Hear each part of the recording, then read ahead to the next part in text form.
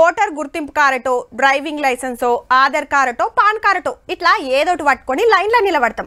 లోపటి కోంగనే మనమేనా కాదా అని పోలింగ్ ఏజెంట్లు చెక్కింగ్ చేసుకుంటారు.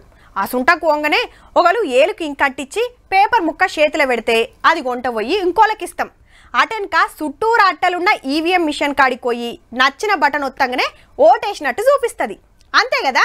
మరి గీసారేంది? అయ్యో, ఏలుకు ఇంకు రుద్దుకోకుంటేనే మిషన్ కాడికి పోతుండేంది. ఓ కొడక, మిషన్ లేవట్టి కిందెత్తేస్తే పొరక పొరక అయింది. గీ కాక ఉరికొచ్చి ఆపబోతే అడ్డం పడ్డారు.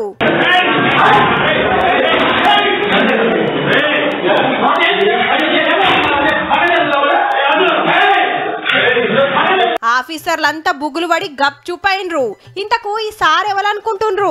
ఆంధ్రల వైసీపీ ఎమ్మెల్యే పిన్నెల్లి రామకృష్ణారెడ్డి గారు మొన్న ఓట్ల నాడే మాచర్ల ఓ పోలింగ్ సెంటర్ కొచ్చి ఈవీఎం మిషన్ వలగొట్టిండు.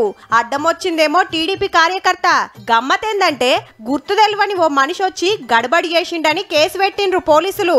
చల్ వచ్చింది ఎమ్మెల్యే అని ఎన్నికల సంఘానికి కంప్లైంట్లు పోతే సీక్రెట్ కెమెరాలు చెక్కింగ్ చేసుడుతోటి బాగోతమంతా బయటపడ్డది. అయ్యగారిని ఎమ్మటే అరెస్ట్ చేయాలని ఆర్డర్ వేస్తే అదురుకొని పారారైండు సారు.